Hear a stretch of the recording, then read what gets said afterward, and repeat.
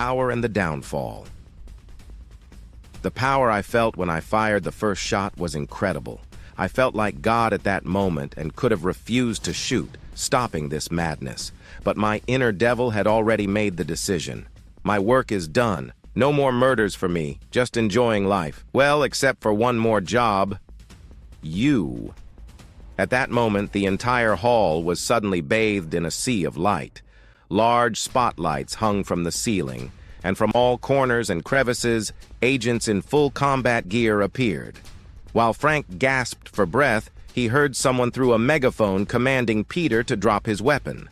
Among the row of agents, all with their weapons pointed at Peter, the face of Ben DeWitt suddenly appeared. He walked up to Frank and patted him on the shoulder. "Are you okay?" Frank, still completely dazed by the whole ordeal, looked at the detective in surprise. "Wow, that was close. How did you know I was here?" "I'm not here by coincidence," Ben said, starting to laugh. "After the discovery of Omar's body, who was known to us, something clicked for me. The endgame had begun. They started to distrust each other. We uncovered this dark plan. It was a good idea of yours to share the meeting location with the others. Through them, we ended up here. We were already here earlier and had filled the entire hall with microphones and several special night cameras. Plenty of evidence. Peter was handcuffed and taken away in a van. We're taking him to a secret location. There he will be held and questioned, and will be used as a witness in the trial that the international lawyers will hold next month in The Hague. The Peace Palace was chosen because of its excellent facilities, and the judge and his lawyers have already been appointed. The role of the defender will be taken by the well-known Dutch lawyer Abraham Moskowitz. He is of Jewish descent, but that has nothing to do with this case. The international human rights laws will be the guiding principle in this trial, and everyone is entitled to a fair trial. This won't be a drawn-out trial because we need to restore order to the chaos as quickly as possible. The sentences are already known. Under Far Meadow, a think tank of mainly scientists and technicians has been formed to come up with a solution and a means to stop the violence and greed. This is a general fact. To break this power, the enormous gap between the poor and the filthy rich will be abolished. And Far Meadow and his group have thought this through well. The arms industry will be banned and converted for other purposes, but until now they had no living proof. Their future is at stake if the tide is not turned quickly. Our job now is to ensure that nothing happens to him until the trial next month. Come with us to the station for the formalities and paperwork. Then I promise you'll be home in a few hours. As he got into his car, he felt a pressing sensation on his chest. Cold sweat broke out, and he started the engine, rolling down the window a bit. He thought as he turned on the radio and heard Bert's familiar voice. "This song is for a colleague of mine, Frank. I know he's a fan of Carlos Santana, so I'm playing Smooth especially for him." Frank began to laugh and would be happy to be back in his familiar bed in Miami by the Moss. A month later, Frank sat anxiously waiting for the new episode of Focus on Friday. A period of national mourning had been declared after the funeral, and the online condolence register had been visited extensively by both supporters and opponents of the royal family. Willem Alexander stayed at Susdijk Palace, holding secret meetings about the current situation and the future plans for Far Meadow and the international lawyers. The entire crew was tense. Tonight, in a live broadcast, the speech by the Next Genesis Foundation, represented by Marcel van Nimwegen, would be aired. This speech had been touted on many domestic and international channels as potentially one of the most important since Kennedy's announcement that man would go to the moon. Far Meadow was portrayed in some media as a false prophet, with the real one yet to come, though no one knew who that might be. Obama was frequently mentioned, but was meanwhile showing himself to be cut from the same cloth as his predecessor, George Bush. Obama had increased the troop presence in Afghanistan and planned to stay in Iraq for a longer period. His defense budget had been significantly increased, something he had opposed under Bush. In the States, he had started a kind of youth army, drawing increasingly strong comparisons to the Hitler Youth. Frank was ready, having already received the scenario for this media spectacle from higher-ups. After the speech, the part of the military aware of this conspiracy and on their side was prepared to dismantle all armed elite troops. This was a large part of the military since only a small group of high-ranking generals were aware of these devilish plans. This was the case in other countries as well. President Chavez of Venezuela had been aware of the plan for some time and used his contacts with the Russians to keep them informed as well. China remained aloof, preferring to wait and see, but their intellectuals, who had visas, were informing their countrymen of developments in the detested and, in their eyes, doomed Western world. Why should they? Things were going well for them, and they were even moving to protect their own domestic market, buying only a few American or Western products. For tonight, Frank had invited E.J. Simpson once again. After all, he was the first co-presenter with whom everything had started, and with Peter behind bars, there was a need for another presenter. Walter Kroes had meanwhile returned to the Netherlands with his whole family.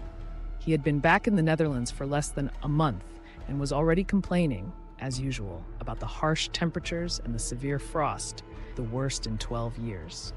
Together with Frank, he had done some more research on Farmiedo, but besides the usual reports, they had found nothing.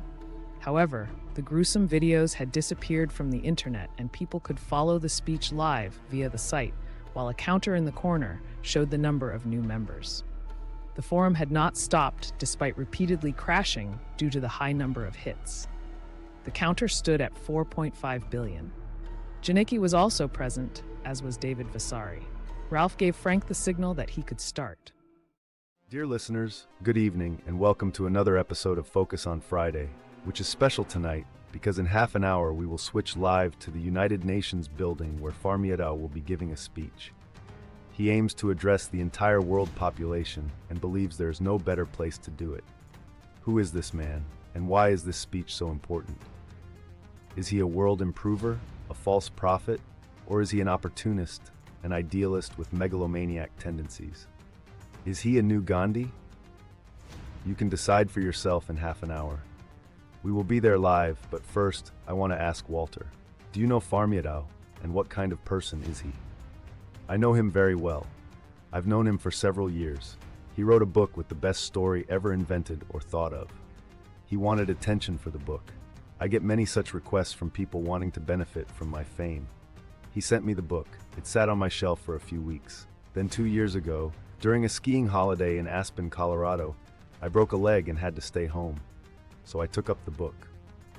It began with a climb, not very interesting, but as I read on, the book gripped me. His second book, titled With a Penny for Every Thought I Could Be a Millionaire, I also read in one go. He's an opportunist, a dreamer who wants to see his dreams and wishes come true and does everything to achieve it in his way. The first book, The Blah Blah Babylon Project, is about the takeover of our society by banks, companies, and the elite, and it opened my eyes. He predicted exactly the events that have taken place and is now presented as a new Nostradamus. That goes too far for him, and he doesn't want to be glorified by being put on a pedestal. He's just a normal guy, as it turned out a year later when I met him in New York at a We Are Change Holland meeting, where he was working behind the scenes on new ideas for a better society. He's just a regular guy who uses his mind and brains to question his purpose as a human and what makes everything run the way it does. What forces lie behind this? People needed to be awakened to escape what is called the prison planet. He made his money through the internet and wanted to demonstrate on a small scale what is possible worldwide, giving the word profit a new meaning. The small scale keeps it closer to home. Why provide global aid if the money disappears and the aid never reaches its intended destination? He's a social figure concerned with his peers and always has his door open for those who need his help. In Germany, some companies have been established with funding from the Next Genesis Foundation, and I must say they are doing good business, and many cities are happy with the improvement of neighborhoods that face the same problems as in the Netherlands. There are even many foreign companies, like Easy Connection, experts in solar energy and its storage, working in the same way in collaboration with the foundation. The staff is highly motivated and sees their hard work translating into their benefit. The color barrier has largely disappeared. Now only the religious barrier remains. You see immediate results, and the pressure of daily hard work for little money and a hopeless existence is disappearing. It's just a way of thinking differently. But how do you achieve that? So far, his plan to gain awareness for his ideas has been extremely successful, judging by the number of visitors to his site. The foundation's fund amounts to billions and is used daily for new projects. No investments are made in other types of companies, and the earned money is immediately converted to gold and silver due to the stability of these commodities. Many countries, including Ecuador, have already linked their currency to gold, supporting Farmado's plan. The videos were decisive for us, and our war past and the accompanying violence made many people sign the petition. They abhorred the images, yet they were among the most viewed videos on the net. Forums discussed how the next sacrifice would be made, with the sickest ideas proposed. The site wasn't closed because it was said to be discussed in a way similar to any new Hollywood blockbuster. The Bild Zeitung regularly featured stills on its front page, giving Farmado's story more publicity and sparking many discussion programs on the topic. I'm curious about his explanation. I think it's about time we switch to the United Nations building, where our newly appointed foreign correspondent, Roland Veldmaus, is present to report on what might be a historic speech. Roland, how is it there, and what is happening? As you can see, Frank, I'm standing in front of the United Nations building with the sculpture of the Colt with the knotted barrel behind me. Inside, everyone is ready for the speech. We now see images of the large conference hall with the lectern where a hologram of Farmado's Dutch associate, Marcel van Nimwegen, will soon appear.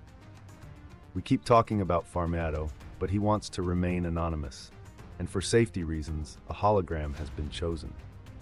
This technology, previously used by CNN during the American presidential elections, has shown that someone can appear almost physically present from another location. Farmado wants to remain unrecognized because anyone could have stood here for the same reason. The fact that he was the one who started all this is not a reason to present himself as the leader of a movement. Everyone is equal in his view, so no images of Farmado. The speech will be in English, but I understand that many foreign broadcasters, including you, have already received a copy from Marcel van Nimwegen in their own language. I also know that it has just been delivered in a sealed envelope. You may open the envelope at the director's signal. This is all about ensuring no misunderstandings in the translation. I'm getting a signal. We're starting.